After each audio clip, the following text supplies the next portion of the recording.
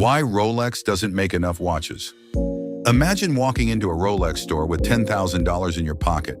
You know exactly which watch you want.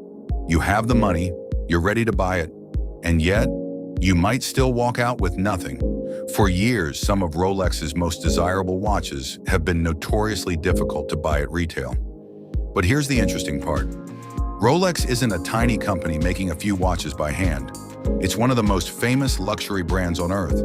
So why can't they simply make more?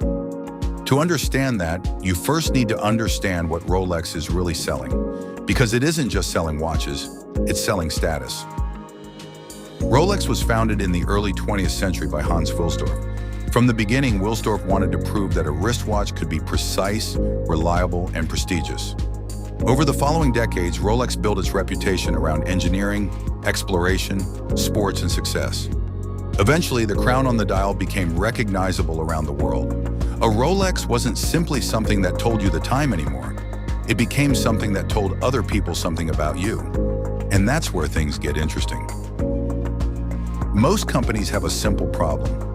They need to convince people to buy their products. Rolex has almost the opposite problem.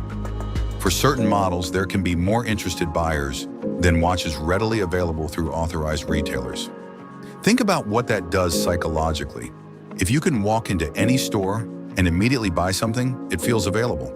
But when something is difficult to obtain, people can start wanting it even more. The watch becomes more than a product. Getting one becomes an achievement. But there's an important misconception here. Rolex doesn't simply have a secret room where executives decide to stop making watches just to frustrate customers. Rolex operates major manufacturing facilities in Switzerland and controls much of its production process itself.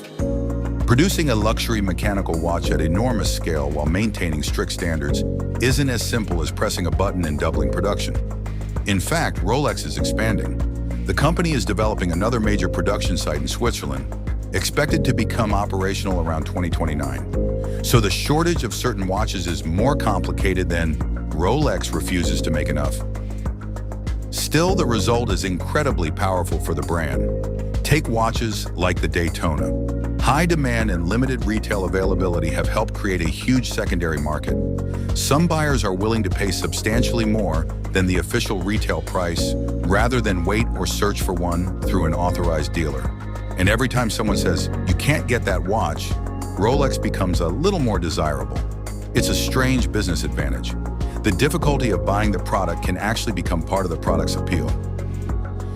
Rolex has spent more than a century building something competitors can't simply manufacture overnight. Reputation. The factories make the watches.